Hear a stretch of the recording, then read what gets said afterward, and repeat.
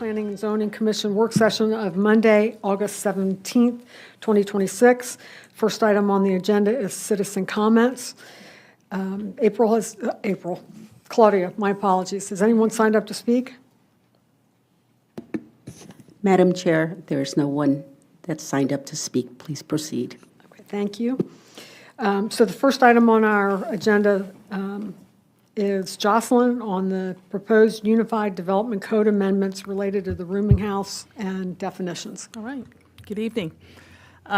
So tonight, we always like to bring proposals to you before we're asking you to approve them. So that's what we're wanting to do. So we expect to bring these to you at the September meeting. So this gave us a great opportunity to let y'all know what we're working on and give the opportunity to ask some questions. Shane Diller, who is our code director, is here tonight, and we work in tandem and pairs. He does the hard part. He does the enforcement part in the field, and so we're trying to do these amendments to help his job be a little bit easier when he's trying to enforce these. So the City Council Planning and Development Committee asked code compliance staff to look into how we can regulate rooming houses in single-family areas. They continue to get, I don't know how many years it's been, but they've gotten a lot of complaints about some specifically, but I think it's become more of an issue. Also, because we're so close to the airport, I think we get a lot of flight attendants and people who may not want to pay full-time rent that may find these beneficial, have a place to stay just when they're in town. So while they have tried to enforce rooming houses in single-family districts, they found that we need some scrubbing, need to do some scrubbing on our definitions and some of our regulations to make sure that they have very strong cases when they take them forward. So a rooming house is when you have a structure, and they're single-family homes today, which they're not supposed to be, and they're actually leasing out the individual bedrooms. They usually share a bathroom, they share a kitchen, they share a living room, but they are not living together. They are just...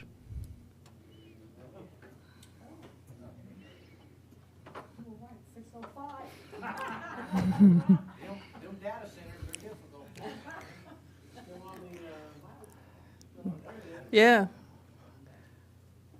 Did the generator kick in? I guess it did. Wow. It might be.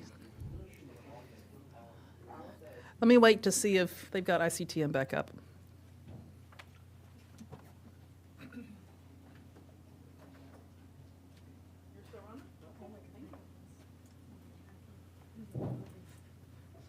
All right, we're running on battery backup apparently. So we didn't skip a beat. So that's the difference, is when you're living in a home with somebody, you're watching football together, you're eating dinner together, you're living together. Even if you're roommates, you're typically often living together. This structure is when you have leases on individual rooms, probably locks on individual rooms, and you may or may not know the people that you're sharing the home with. Those are currently allowed in what we call the RXF, the Residential Extra Family District. We use this very, very rarely. I don't know that I could even count on one hand how many times that we've seen some of these districts. We've talked with people about them, but nobody has zoned to one of these districts. But that is the only district where a rooming house is currently allowed. Most of the, I think we have five SP or five straight RXF districts and 3 SP districts, something like that. A lot of them are churches. 2 of them are single-family homes. A couple of them are existing assisted living sites. So we have the districts, but they are built not for a rooming house, but for other uses. As we discussed, the City Council often receives complaints about rooming houses and single-family homes. The complaints are primarily parking and noise, which are part of the density of a single-family home or the rooming house. And the city also has Chapter 8A, which regulates boarding home facilities for the disabled and elderly, who do not need personal care. This is different than a rooming house. So a boarding home facility has a whole set of regulations and registration approval they would need to go through.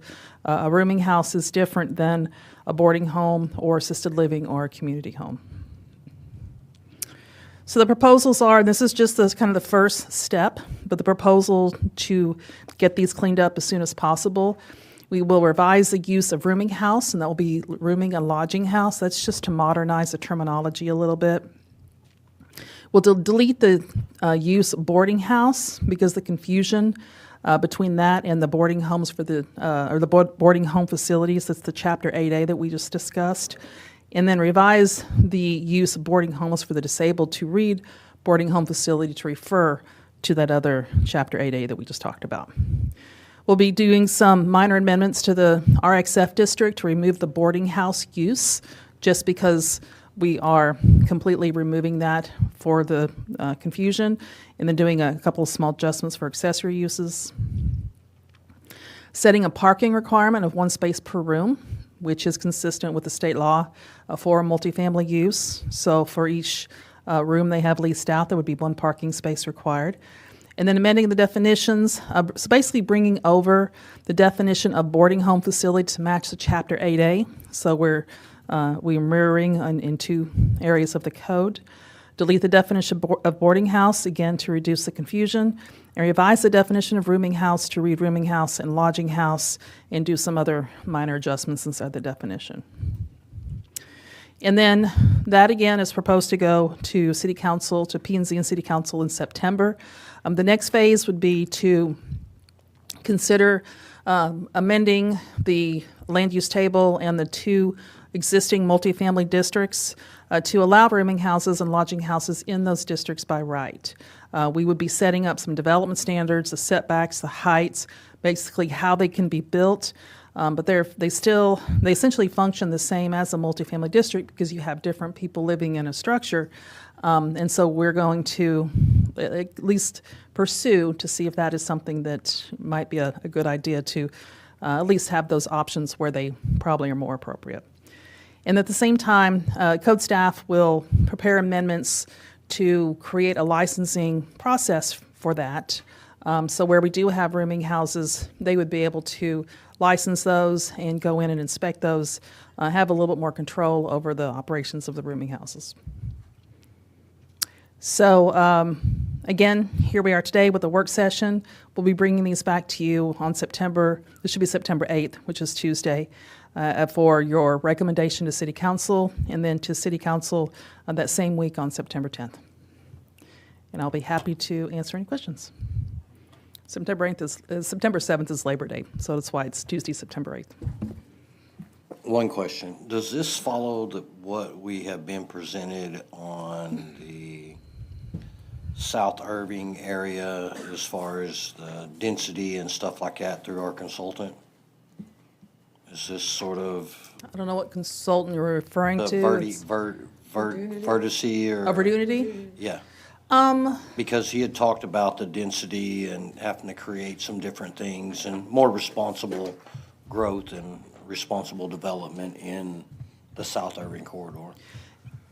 The answer is yes. I think when we're talking about building up the heritage area, building up the areas where more density might be appropriate, we're probably thinking more units, more independent units where people are living independently, are able to function as one. Where this is a little bit different because you're just leasing out individual bedrooms. But it provides opportunities for people to live where maybe they couldn't afford a full unit. So the answer is yes and no to answer to that question.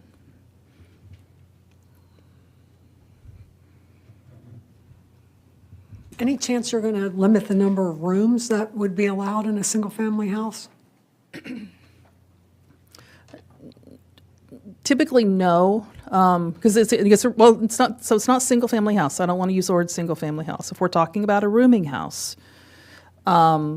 So a rooming house would just be defined by the size, the setbacks, the height, whatever they can fit inside that structure in a multifamily district or in an RXF district, wherever it's allowed. In a single-family home, that's a little bit different because there's maximum or there's minimum room sizes, minimum square footage for a bedroom, but typically regulating a single-family home it's not that tight. You know, you have to have every bedroom has to have egress, have to have a window. Again, the minimum sizes, but to regulate the size of a home, then you're regulating the size of a family. There's a lot of regulating the cost of it.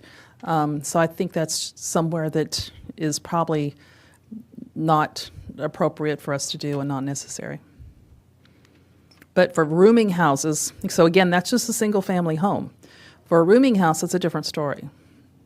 We can regulate those again, but we'd probably regulate those more by the building size, not particularly how many buildings, but they still provide parking and that type of thing. So by us doing this ordinance, it's going to fix the complaints that we've had, 10 bedrooms in one house, 8 bunk beds and a living room. So all the et cetera. complaints that you're hearing about are in single-family homes. Those are not allowed today. So it's and Shane, you're welcome to come up, but those are going to, this is the intention with this is to clean it up so they can move forward and it'll be more clean as they work to prosecute those or get people into compliance. But those are not allowed by right today. So if I'm correct, you're using this for the multifamily type situation? Well, our intention with these amendments is to make sure that the code is clear in regards to what the uses are. They're already prohibited, but we have these definitions in our code now. We have boarding house, rooming house. We have rooming house as its own definition. We have boarding home.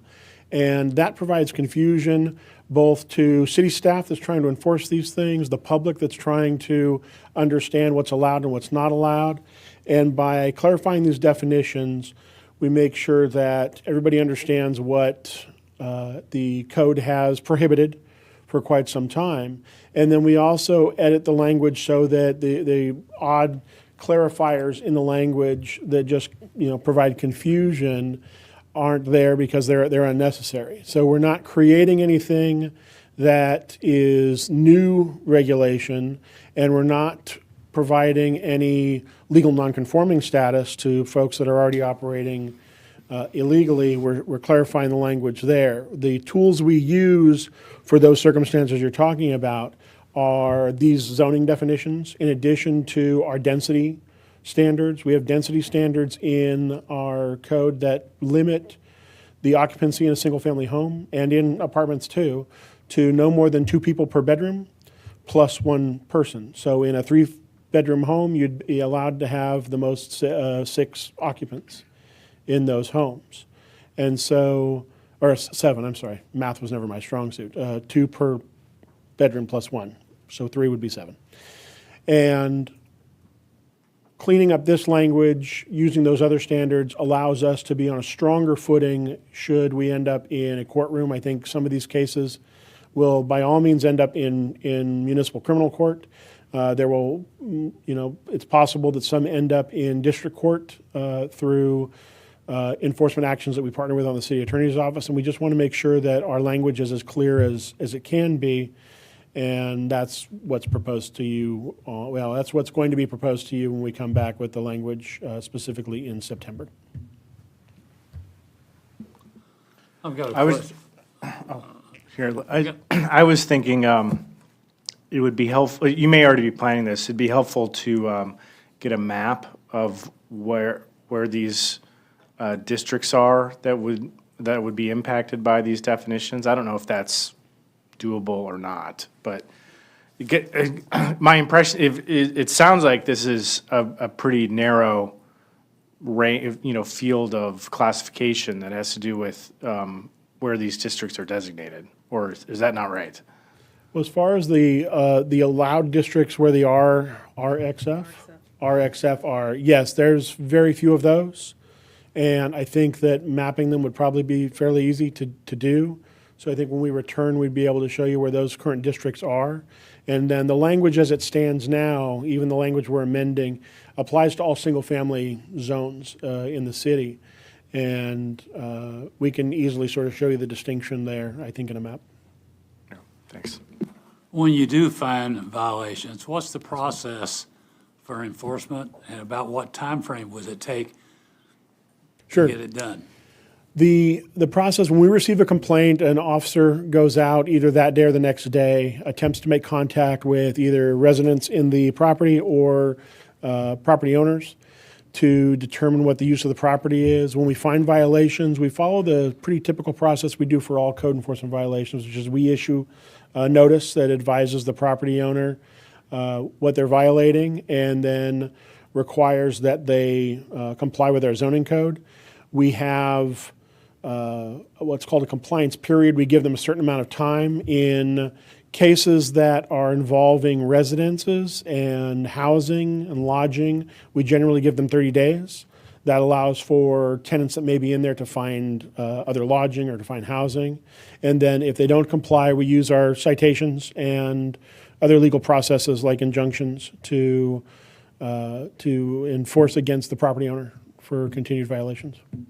Do you not find in a lot of the cases that you have that the owners aren't normally part of the residents? They're getting a hold of them, getting in touch? It's very common in these circumstances that the owner is not on site. So we use DCAD records, we use corporate records from the Secretary of State's office if it's in an LLC to issue notice to those owners. We'll use certified mail. We will also, in the corporation situation, we're able to issue notice and citation to corporations, and the courts are able to hold hearing in absentia if the LLC or the registered agent of the LLC does not respond. And then there's other avenues that we can pursue there. I don't like to get too much into the details on the investigative tools we use and some of those things there, but it would follow our pretty typical code enforcement process.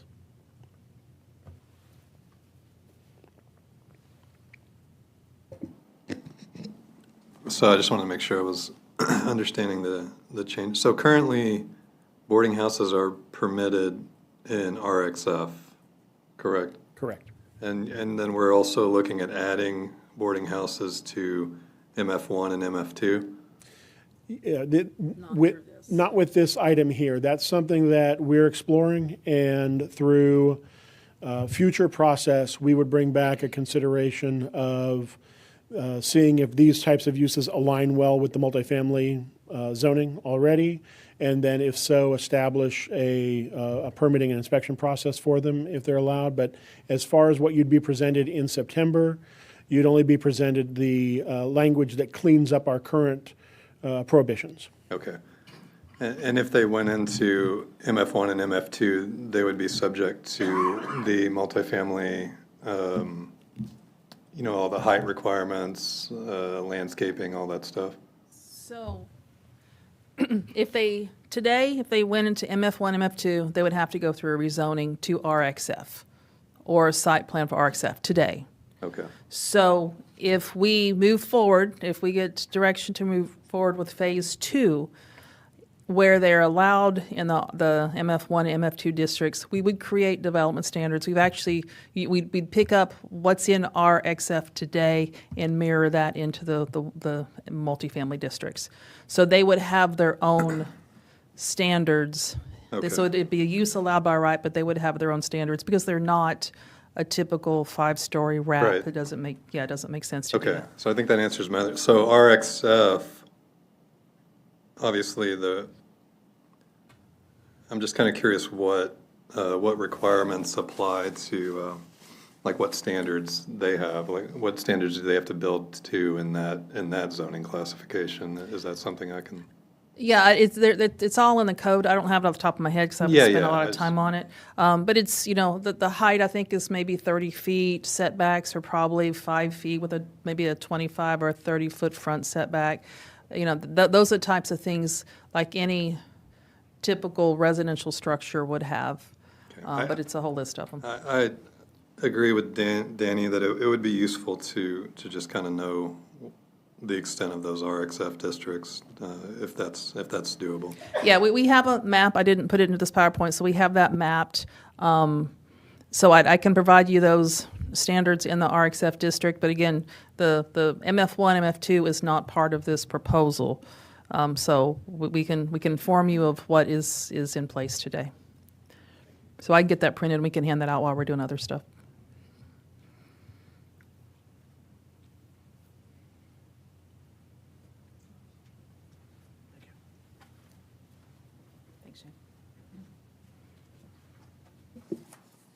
Thank you very much.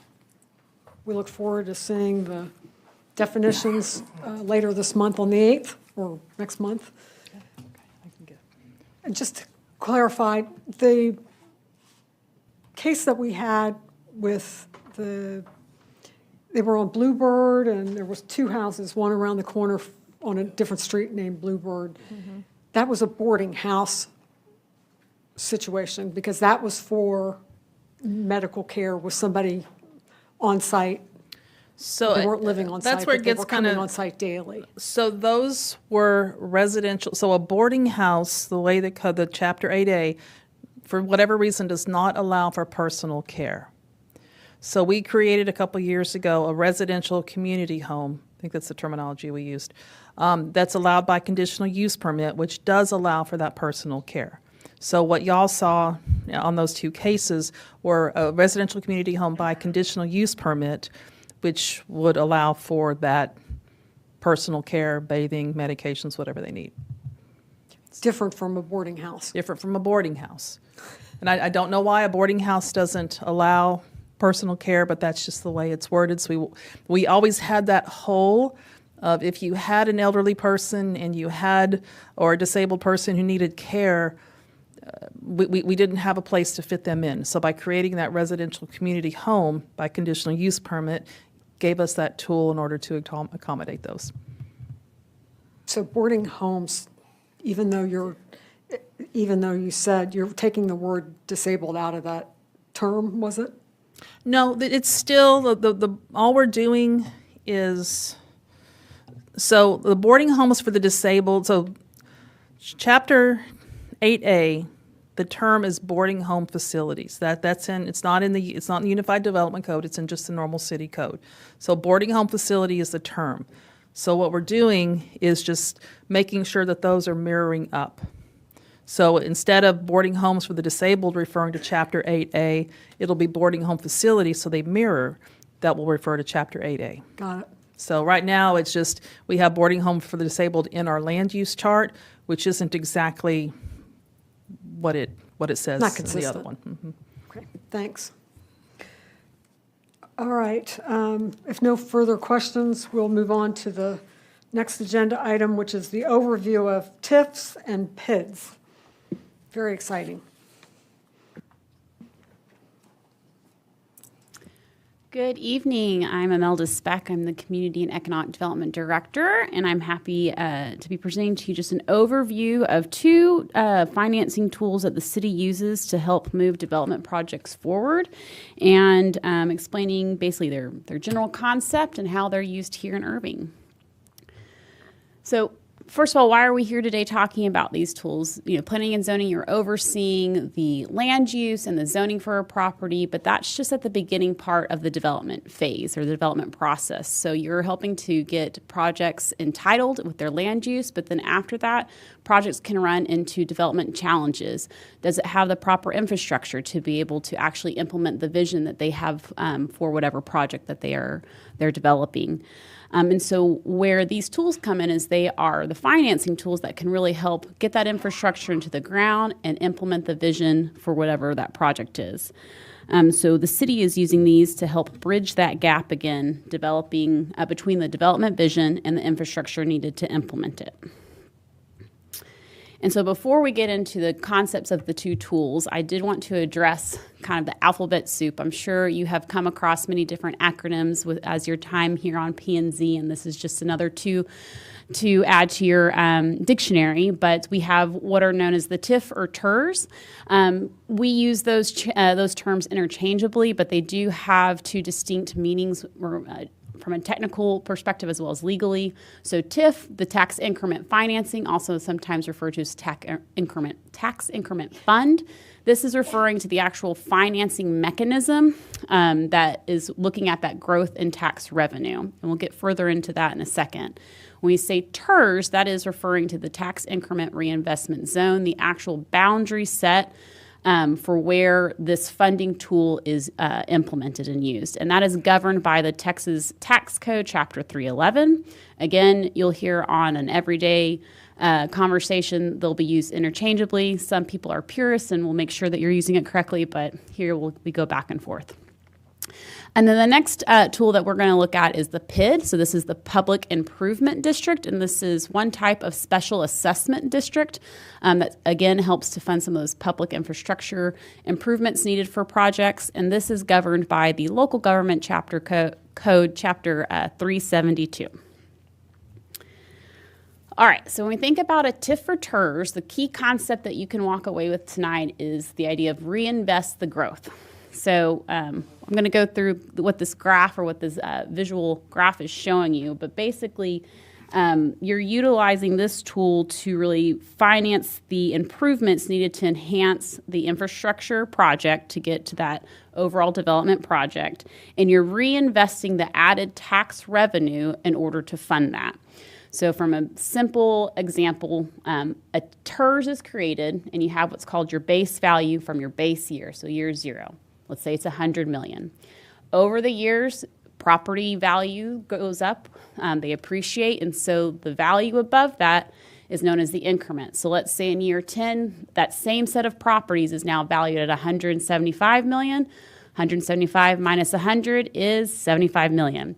So that's known as your increment or your captured value. The TERS is then going to take a portion of that growth, and based upon how a taxing entity is contributing to the TIF fund, will then put that property tax revenue into the TIF fund, and those funds are then used to pay for your eligible projects. At the end of the TERS TIF period, these are usually 20, 40 years, all of that growth then goes back into your general fund and goes back to fund everything, and is no longer, that increment is no longer dedicated to just projects within that zone. So what this means is it's a great way to really accelerate growth and growth within a particular area that might not see it as fast. So it's really an reinvestment cycle that's self-reinforcing that development to get the additional value growth. So you start with your TERS improvements. Let's say you put in a new road, talk about downtown, for example, put in wastewater facilities. It's helping to encourage or attract the private investment. That private investment then gets on the ground.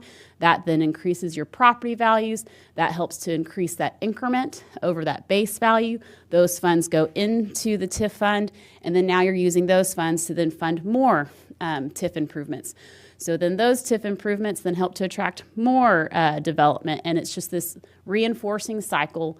When it's working, that's helping to grow your community tax base within that area. And again, all of these funds that are collected are only used within that district or that zone. So again, self-reinforcing cycle there. What can it support? So again, we've talked a lot about, or at the beginning, some of the development challenges. So you're looking at public infrastructure from roads and mobility, the utilities such as wastewater, drainage. You have your public realm, so it can go with lighting, placemaking, streetscape. What does the built environment look like? It could even do public spaces from parks to facilities. You can help on specific sites from a demolition and remediation aspect. You can do grants to help fund facade improvement programs. You could do a historical renovation on a building. Other economic development housing, so you can help fund affordable housing. You can you can do Chapter 380 grants. That's where you'll hear about incentives sometimes associated with that. And then you're also able to fund planning. So maybe for that particular TIF, you want to do some vision planning, which then is going to help with the developments that you want to see there, and other administrative costs to be able to implement your TIF plan. All right, the second concept is your PID. So the main concept here is assess the benefit. So here is a funding mechanism that the property owners, within, again, a specific geographical boundary, your district, they will be use this funding to plan and put in basically a sustainable funding source to help pay for a set of services or particular improvements in their area, which they are benefiting from. So allows them to collectively invest into their district's quality of life. And again, the funds generated through the proportional annual assessments remain within the district to directly benefit those who pay them. So it is a separate assessment than your property tax rate. It's not included in that, it's totally separate. And again, only those property owners within the district are paying into that. And they'll be there to pay the services that are ongoing. You can have it to be, again, a sustainable fund to pay for services. Or if they're at the beginning of that development, there were bonds that were issued, so they're paying their assessments going to pay off the bonds for whatever public infrastructure was put in place. Simple example could be large tract of land, a developer comes in, it doesn't have the adequate underground utilities, water, wastewater. They issued bonds, they got the horizontal development in place, they then built out the project, and now there's new property owners. Those property owners are now paying an assessment to then help pay off that public infrastructure that's benefiting them, because otherwise they wouldn't be there, they didn't have the water, wastewater, correct? So assessing the benefit that's in place. And this is a way to help offset that cost than putting the full cost on just the city's general tax base. It's another funding mechanism there. So this table is to help give you a high-level overview of how they are similar and how they are different. Again, two different financing tools, but have different revenue sources. So your TIF-TERS is, again, that agreed portion of the tax revenue from the growth within the zone, while your PID is that special additional assessment that's benefiting the property. Everyone's always worried, does it increase your property tax rate? The TIF in of itself does not increase the property tax rate. It's just, again, that portion of the growth that is going into that fund. And the assessment is, again, totally separate from your property tax rate. Core concept, again, reinvest the growth versus assessing the benefit. As we went, some of the examples, they can both fund public improvements. They can fund a number of various things, but that's what they're mainly used for. Who's paying them? From a TIF perspective, it's your participating tax entities. So again, the city's contributing a portion of the tax rate of the growth into a fund. You can have county involvement. And in very, very, very limited circumstances, a school can participate. And then from a PID, again, the properties within that district are who's paying that assessment. So just like any development, they may be various ways of doing your capital stack. So this is, again, two tools that can overlap and get that capital stack to get a project forward. And so here what you're looking at when you are putting these on top is that there's usually a short-term or fast need for cash up front to help pay for it, but they see a long-term value growth in whatever that development is. So that's where you're going to have these two tools work together to be able to pay for a development. Bringing these concepts to home, in Irving, we have 6 TIF districts. We have TIF 1, the Las Colinas, there in blue. TIF 2 is Irving Boulevard, which stretches from Loop 12 all the way to 183. 3, 4, and 5 are known as our residential TIFs. Those are in North Irving that were paired with PIDs to be able to pay for those projects, or support those projects, I should say. And then our last one is TIF 6, also referred to as PUD 6. That's where the former stadium site is.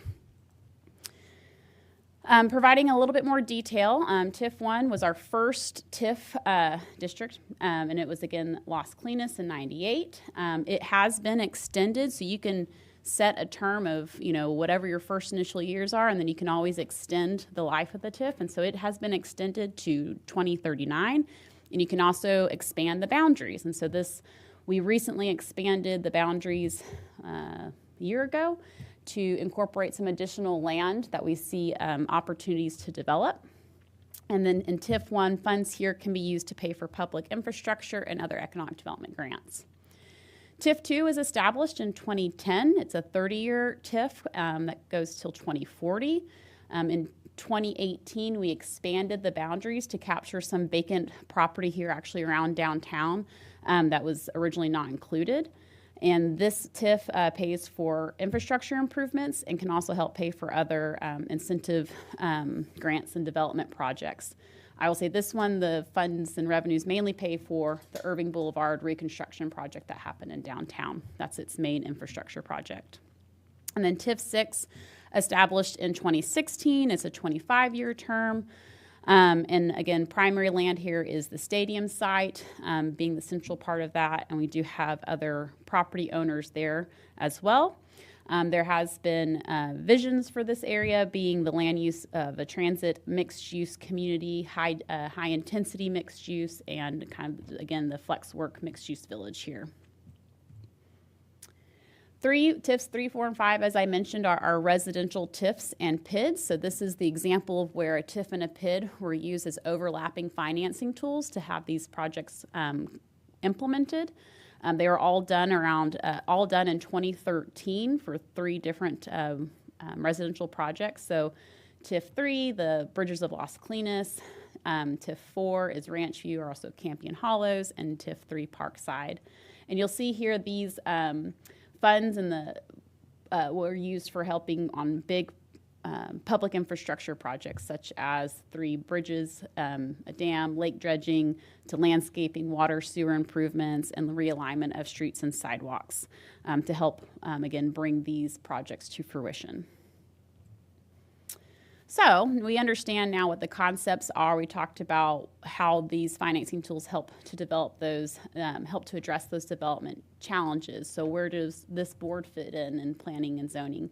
So you're helping to set the vision, which is enabling the development. You are reviewing our comprehensive plan and future land use, our small area plans. You're setting the zoning, the development standards. That's basically, again, setting the visions for what we want to see here in Irving.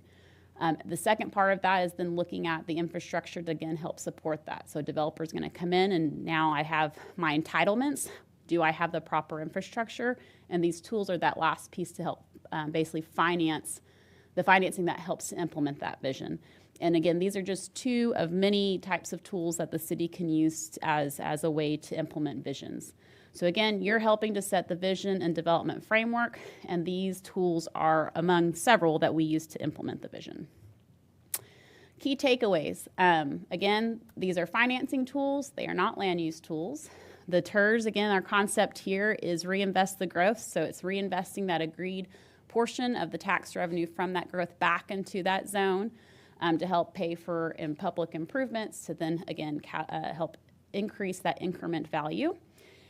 And then the PID, using the assessments on the property that are receiving that special benefit. We've used several of these in connection with several infrastructure projects, investing for development and redevelopment. And again, while the P&Z, are not using these financing tools, your land use decisions do have a direct influence on the development patterns happening within the city and the investment that make these tools successful. So full circle, that's where we're all connected. So happy to answer any questions. Do you have any map showing the pets in Irving? Yes. So where the TIFs are located, they are also pets? Yes, so sorry. The PIDs, or if you recall, PIDs, the 3 PIDs we have are overlapping with TIFs 3, 4, and 5. So the orange, the green, and the pink are our 3 PIDs that we have. Those are the only ones. And what will be the difference between the PID, the MOD, and the impact fees?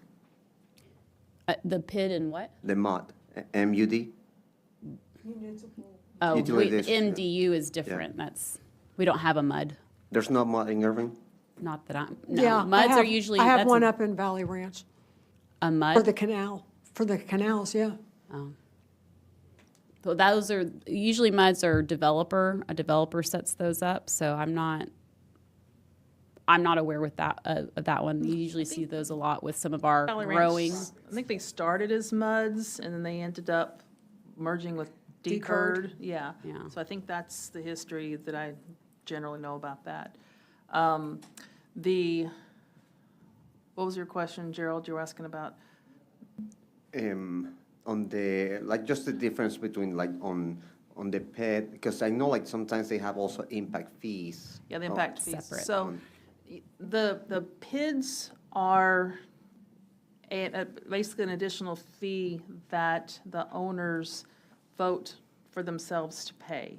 So for instance, for these, and feel free to chime in if I go wrong, the developer set this PID, and so as people purchase these properties, that was part of the understanding, is they were going to pay this additional assessment, this additional tax essentially, to this private PID, this private source of financing for the developer.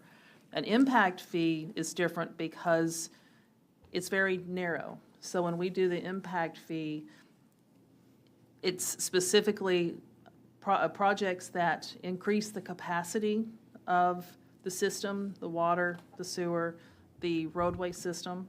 And so those go through a very detailed study, and then those are listed inside the capital improvement plan of the impact fee. And the money that's collected for the impact fee is because that development is going to increase the demand on the system. So they're very different. Everything's a source of funding. But the impact fee is intended for the person who's generating the additional water demand, the additional streets demand. So you can't use an impact fee for operations and maintenance.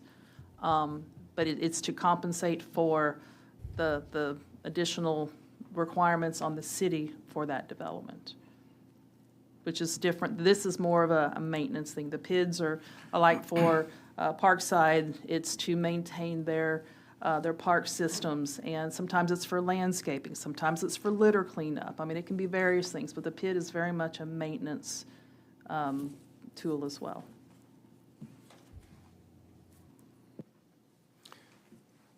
I was just interested in hearing more about TIF 1 Las Colinas. I think you said it had recently been renewed and expanded. It was extended back in 2019, so it was the term, so we took like the original 20, probably 30-year term, that would have been 20, so because it was 98, 2019. They extended the term to 2039, and then last year in 25, we expanded the boundaries to capture some other parcels So, anticipate to develop. so when a TIF expands, are property owners, is it like an opt-in or an opt-out, or like how does that work? That when a TIF zone will expand over Nope, new it property? goes to your board. The TIF board looks at it, approves it, and then ultimately City Council has the final approval. Because again, this is looking at a portion of the revenue or the increment from there. There's not, it doesn't, the property owner doesn't see So it's anything. more of a decision how the city wants to allocate funds. Correct. then. It's Okay. a tool to do that, yeah.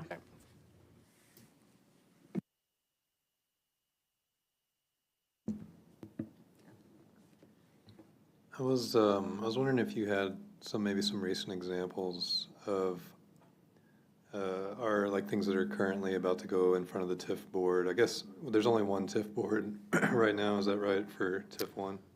Well, all the TIFs have a board, but TIF is the only council. one that is not City Council as the board. Yeah. So it's different.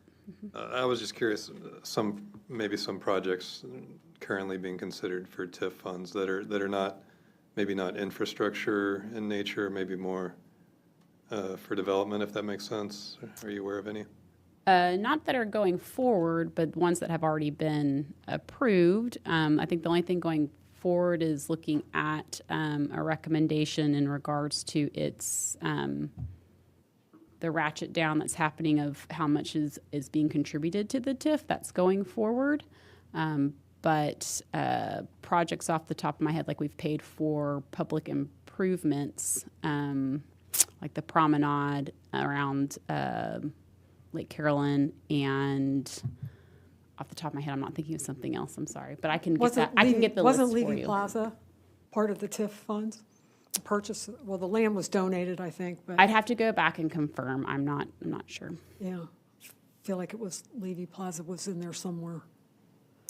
There might have been funds to the project. I'm seeing the list that we recently did at budget, and I'm not, I can't remember all the things that are on there, but I'm happy to provide that list to you of the projects that have been funded through the TIF. We don't have anything going forward at this time as a new project. Okay. I was also trying to remember, so if, so like the Music Factory, for example, I think it was like 30 or $40 million TIF funds there. For a project, like when the funds go towards the development of, like I say, it's a parking garage, for example, does the city own that parking garage ultimately, or is that how the Not TIF? necessarily. I mean, that's a case by case on what the project is. Okay. It doesn't have to own it. No. Thank you. So I'm also trying to figure out projects that's going around the city now. So has any of the TIF funds been used for the data center that's being built on Las Colinas? No. Okay, so all of their development is that developer is. Yes. So when it comes to some of these private developers that come in, is the TIF fund used for some of those developments? From an Irving perspective, I don't know all of the projects within TIF 1, so I'll have to get back to you with that. But it can't, from the TIF concept as of itself, it can be. As an example here in Irving, I will need to get back to you on that for the TIF 1. I don't have those. But so for example, TIF 2, I know that one a little bit more. Like I said, those projects, the main project there is Irving Boulevard. And so we're paying, for example, 80% of the revenues back to COG, who helped pay for that. The other portion that we have, we could use one day towards a project in the downtown area to a developer that comes in from it. All is derived as to, it goes back to your TIF project and financing plan. So when we look at what a TIF can support, it can support all of this. Mm-hmm. But the guiding and what makes it an eligible project is if it's included in your TIF project and financing plan and the powers that you gave it. One of the powers can be Chapter 380 grants. So not all TIFs have that automatically. You have to have that listed out. So the developer would really have to come forward and say, I need funds to, if you develop this certain infrastructure, then I'll bring this certain building. Okay. Thank you. Who manages the PIDs then? Would that be the property owners within that PID? Our finance department does a wonderful job helping to manage that. So and does the PID have an expiration date like a TIF does? Or is it indefinite? Ours are set whenever the bonds are paid off, it will end. Okay. But there are PIDs can be set up again as that sustainable funding source that are paying to help benefit whatever services or improvements that the property owners see. So if I use like the Hines Construction Home Building Company, when they built Campion Hollows, which is a PID, they were incented to develop there because the city allowed a PID to be developed. So there were bonds, the property owners are paying off those bonds over a period of time. And on top of that, then they have a Valley Ranch HOA fee, and then they have a sub HOA fee as well, and now they have a PID fee. So they actually have 3 separate fees as a property owner in that PID. I would say as a property owner of where they live, because I don't know all the boundaries for all of that. If it's all the same boundary, then yes. But you could have a property that has overlapping assessments based on where they fall within that boundary. And does the PID, to your point, your capital improvement, your CIP department who's tracking this, the homeowner's not paying the PID. the city pays the PID? No, homeowners, the property owner is paying that assessment. Our- Every year with their Yes. taxes? So it No, shows up well, on their? they pay it at the same time. Again, it's not part of the property tax rate. Okay. It's separate. They may pay it at the same time. But it'd And be so a that's line why they item on? sometimes get confused, but they are completely separate. And the city helps to administer the collection of those assessments to then pay off towards the bonds. Yeah, I Yes. guess I was just wondering if a real estate agent knows this and how that gets communicated at the sale of a property. They are supposed to inform a buyer. A buyer is supposed to know that when they buy They a don't, property. Yes. honestly, Imelda, I don't know how it works, but I'd be surprised if it's made clear because most real estate agents don't even explain an HOA fee. The homeowner signing a paper so if they didn't Yes. read it, that's not my fault, but They are the agent is supposed to, and I think actually more of title agents are supposed Yeah. to say, there's a PID on this property. They may not, because your assessment can change. You know, it's an annual assessment. I don't know if I don't believe it's always the same value every year. But they are supposed to inform them that this property is within a PID and you will be paying a separate assessment by being in there. okay. Yeah. This was really clear to me. It was very helpful. I appreciate the very clear presentation of this and why they're different.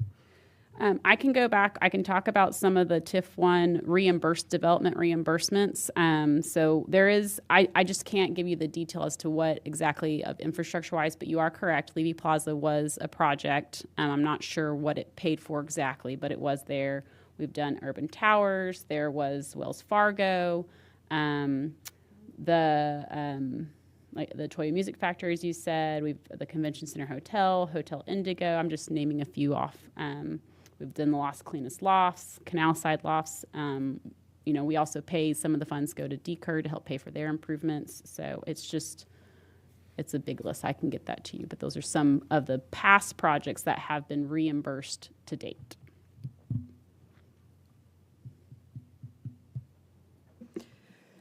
Okay, Thanks, Imelda. great, thank you.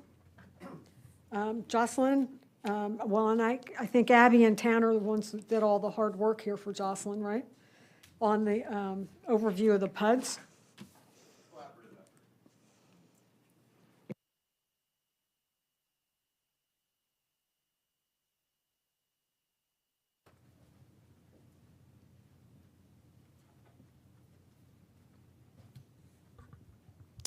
Good evening, everyone. Tanner Bristol, Planning Department, here to talk about planned unit developments and overlay districts.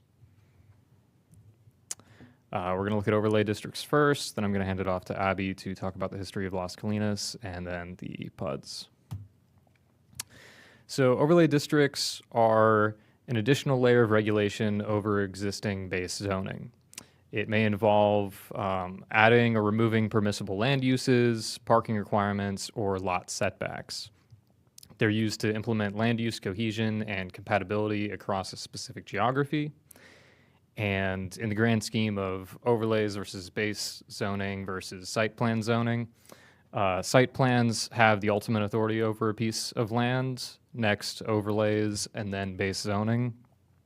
So say you had a site plan with a variance to a front setback, and it was also in an overlay that said something about parking, but the site plan didn't specify any difference to that parking requirement.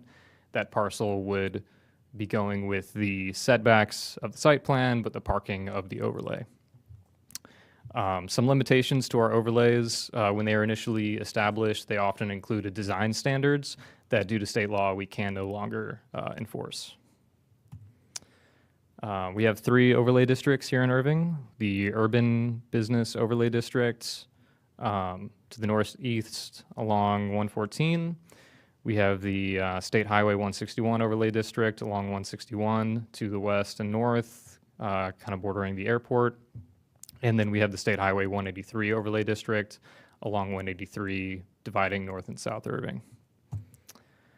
The Urban Business Overlay was initially established in 1994 with the purpose of permitting a high-density, mid to high-rise, mixed-use, multifamily development with accessory commercial and retail uses designed for high urban intensities to grow the urban core. Mostly permits multifamily uses with accessory uses such as retail, office, movie theaters, or any commercial office district uses, provided that they don't take up more than 20% of an individual building. Development standards across the overlay are reduced parking minimums, reduced setbacks, a maximum height of 120 feet, which is quite a bit higher than our base zoning districts, and a maximum lot coverage of 90%, which is also quite a bit higher than our base districts.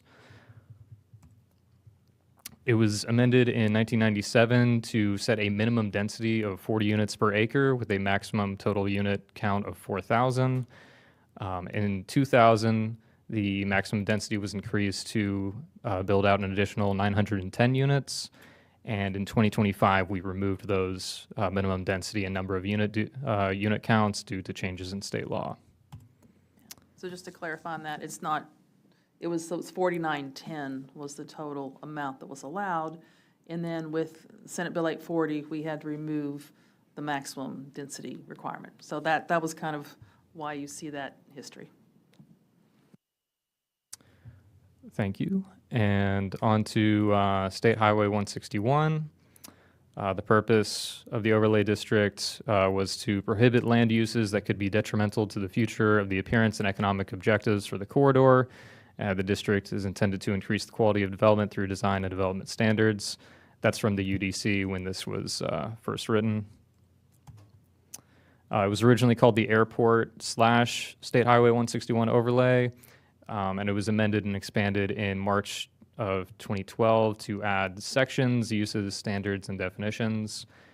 Permitted land uses in this overlay vary by the section, such as on these maps here, Section 1A, 1B, 2A, 2B, 2C, or 3A, as well as uses are dictated by its proximity to the highway itself and residential lots.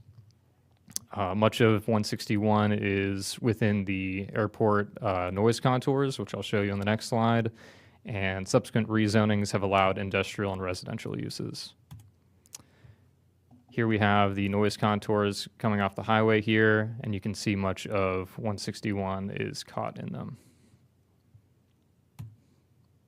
This is the land use table, or a section of it, for 161, and so you can see the black dots show that something is entirely permitted there.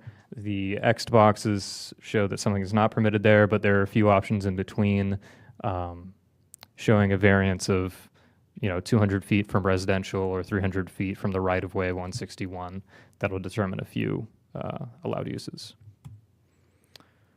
On to 183. The purpose of the 183 overlay is to guide new development and redevelopment along the 183 corridor by designating permitted uses and establishing enhanced standards for the design, appearance, and placement of buildings and other site improvements, landscaping, signs, utilities, lighting, fences, and screening. The overlay was established in conjunction with the reconstruction of the widening of 183, and it establishes setbacks and landscaping in an attempt to improve the aesthetics of highway frontages and reimagine the corridor. Some characteristics of this overlay are that used auto sales are not allowed unless an accessory to new auto sales, and industrial uses are only permitted in the easternmost segments of 183. And here's the land use table for 183. It is a little bit more straightforward of just permitted or not based on section instead of any distance-related variance. That's all I have on overlays. Do you have any overlay-related questions before we move on to PUDs? All righty. Abby C.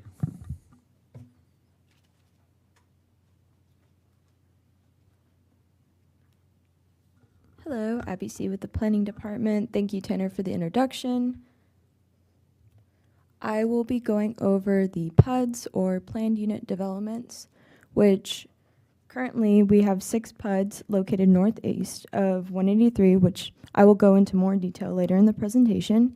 They were mostly used for the development of Las Colinas, and they carry 2 important features.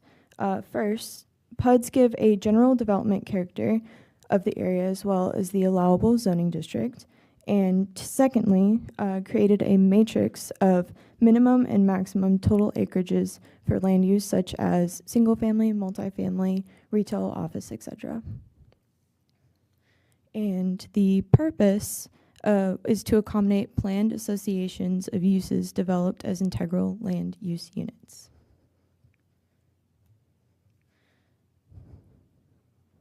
So the creation of PUDs goes back to the history of Las Colinas itself, and which Las Colinas was a master plan community developed and imagined by the Carpenter family in the 1950s. And as it progressed throughout the 80s and 90s, Las Colinas experienced rapid growth, and at its peak was known as the headquarters of headquarters. And fun fact, it was actually 13 national or regional headquarters were relocated in this area. However, the master plan community was affected by several economic downturns, but the overall vision was to preserve the land while growing an urban center with exceptional quality. So here depicted is the development of evolving from 1974, which was when the first PUD was developed, over to the 80s. And then here is the original criteria for the creation of the PUDs, which is listed below. As for, just to note, density and design standards, because of changing laws, are no longer, we can no longer regulate that criteria any longer. So that has changed. And then secondly, development plans, which are used kind of like how site plans are used. And they implement specific properties within a PUD. And here are the certain criteria that we have for development plans. And as for approval, PUD ordinance requires city council review, but for development plans, it will be voted on planning and zoning. And under certain criteria, city council is not required unless in certain circumstances. So the PUD, the PUD is the base zoning district. So that is when those were adopted by the city council, I think in the 80s, I forgot when those were all mostly adopted. The city council said, here's the zoning districts that you can ask for. So they, be R6, R75, CO, and they had this whole list of essentially kind of a grocery list that developers could choose from. Most of those did not include industrial or some of the other uses. So the PUD adoption by city council kind of set the framework. And then they went through, and sometimes you've seen development plans, they went through and basically, I call it assigning the district. So they said, okay, this is going to be CO, this is going to be R6, this is going to be CN. And so that was the structure of this. I think it was for speed, because once the city council adopted that base PUD district, then only the Planning and Zoning Commission needs to, determine of the uses that city council said is okay, make sure those are okay in this location. So it's kind of a two-step thing. Again, I think it was for speed, but that's the structure they created for the development of Las Colinas. Okay. Now going into further with development plans, as I mentioned earlier, they are used to implement the PUDs for specific properties. Again, similar to site plans where they establish allowable zoning districts, variances, and exceptions. They specify the amount of acreages requested land use for the zoning district. And they must comply with the requirements of the PUD zoning district. And you cannot approve a property in a PUD without a approved development plan. Okay. Now going into each PUD, the first one, Las Colinas, located by the golf course north of MacArthur High School. It was established in 1973, and it has a total of 898.4 acres, and the uses are listed below of a mix of residential, commercial, and SP1 for for on-premises alcohol sales. Here we are showing the acreage breakdown of the minimum and maximum land uses.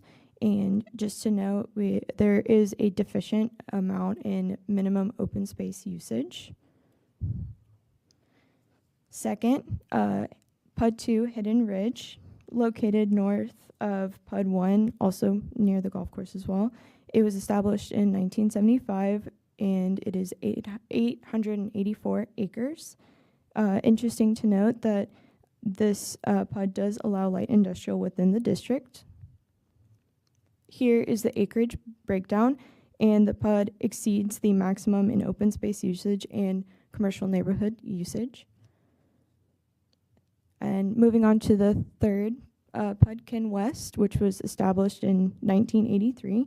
It is north of State Highway 114 by Las Colinas Elementary School. This one is 778.1 acres, and the uses of residential, open space, and retail.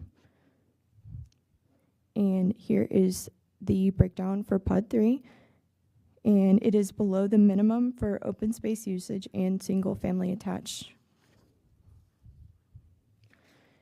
And then now to PUD 4, the Las Colinas Urban Center. It was established in 1991. It is our largest PUD, and it is 1,179.2 acres. And this PUD is very well known for its proximity to Lake Carolyn and the Toyota Music Factory, and the uses are listed.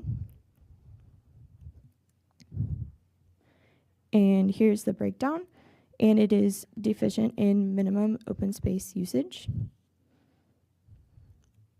And then now to PUD 5 in Valley Ranch, which is located, it's the furthest PUD in Irving, located north of Highway 635 by Ranch View High School. It was established in 1991. It is 1,448 acres, and here the uses are listed below and leads into residential and neighborhood commercial. And here's the acreage breakdown, and it does exceed in single family detached, but it is deficient in commercial office space and single family attached. And now, before I hand it off to Jocelyn, does anybody have any questions? Okay, thank you. I told her she didn't have to do this one. It's a little different, a little more detailed. So of course, PUD 6 is our old stadium site, and the primary owners here are the City of Irving of the old stadium site, Village Walk 2, and University of Dallas. We have some individual, just various owners, commercial and industrial owners over here on the east side. And of course, this was developed into single family and primarily apartments. University of Dallas still owns one piece of this tract, which we'll get into in a second. So, of course, PUD 6 was established in 2015. It was imagined as part of the update for the Imagine Irving Comprehensive Plan, which eventually was adopted in 2017. When they were going through the process to do the comprehensive plan, the City Council at the time said, we need to get the PUD 6 regulations done quickly. So that's why those were adopted a couple years before the comprehensive plan, because there's a sense of urgency to get these in place. Mainly because, of course, the Cowboys had left, the stadium had come down. They wanted to get the regulations in line in case there was some development interest at the time. It's almost 1,000 acres. There are various tracts, various uses that are allowed, single family, multifamily.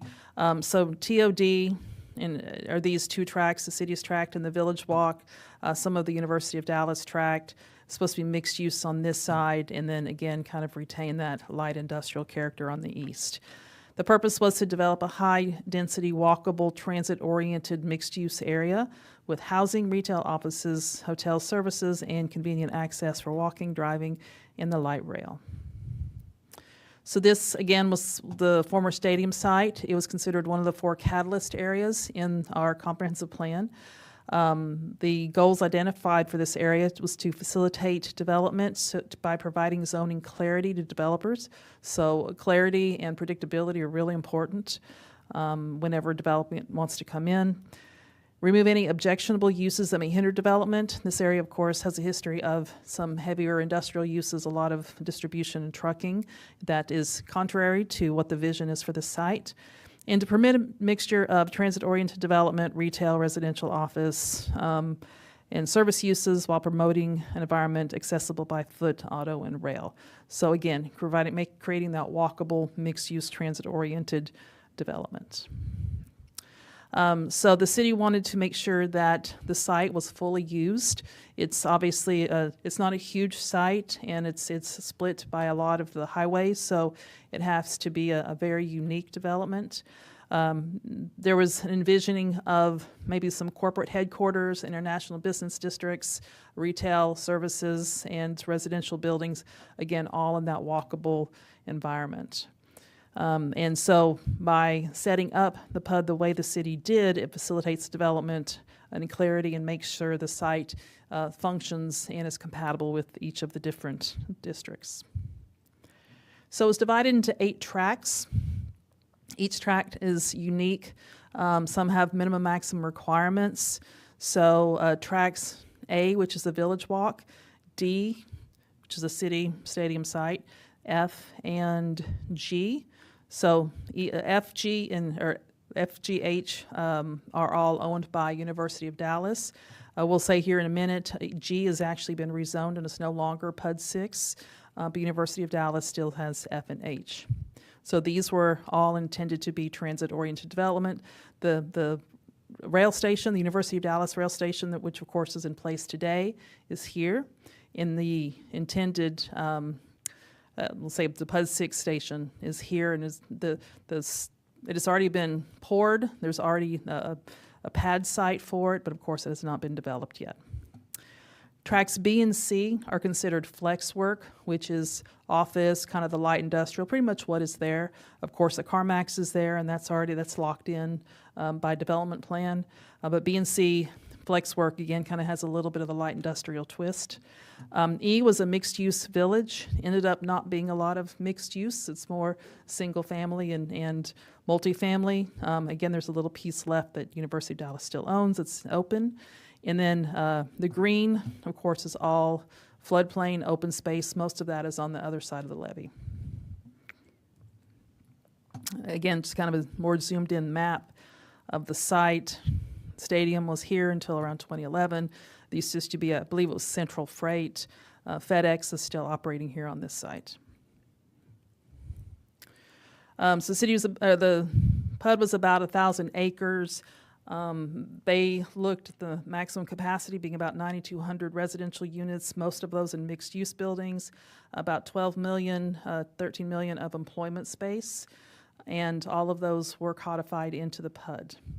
And again, through the comprehensive plan process, the City Council directed the PUD to be created in 2015.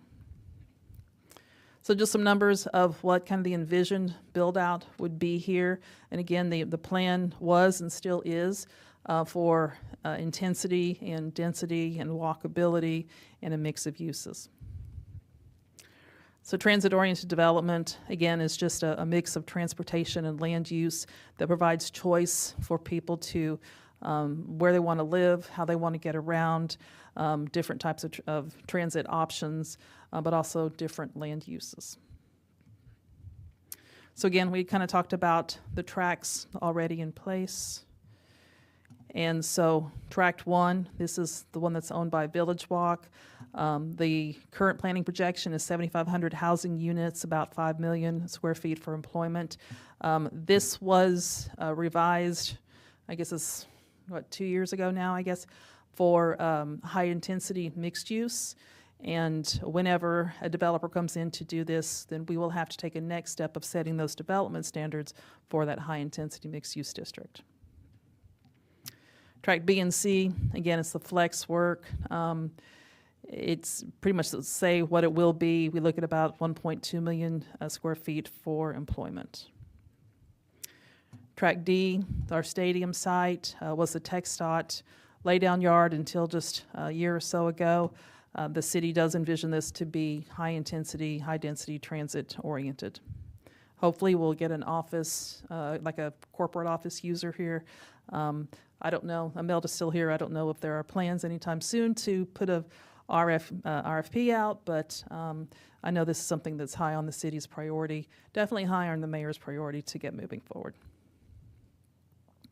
Tract E, as we said, mostly single-family and multifamily, didn't quite get that mixed use we were looking for.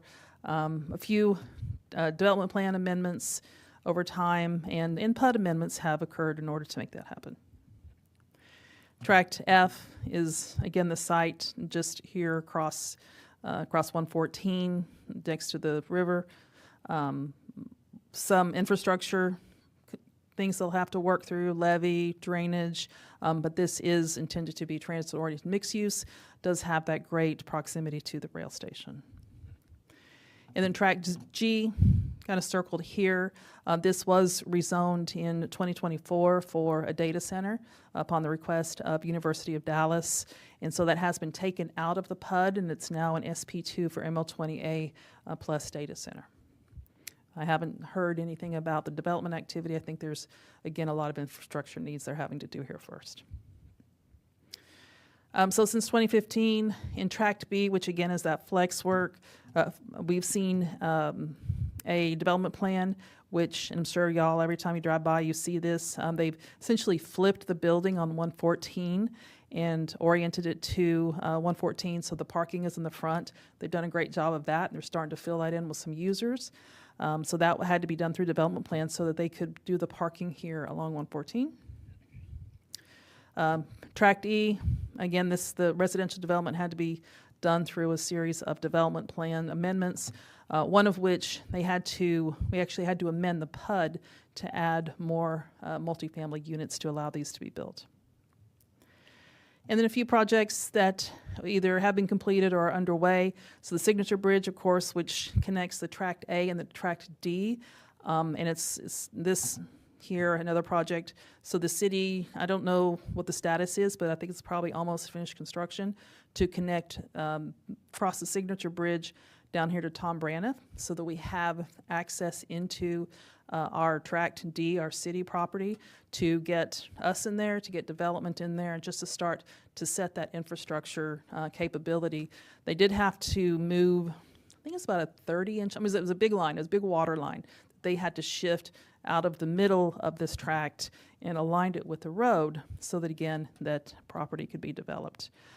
Campion Trail, they're working on this last segment. They had to get the right-of-way. They had to work with a lot of the landowners to get that. I don't know what the status is of that, but I know they're working hard and they're nearing completion on that. And that is what I have for PUD 6. So I'm happy to answer any questions. All right, sounds good. Thanks. That actually brings us to the end of our meeting, unless anybody has any questions. Okay, we stand adjourned at 7:17.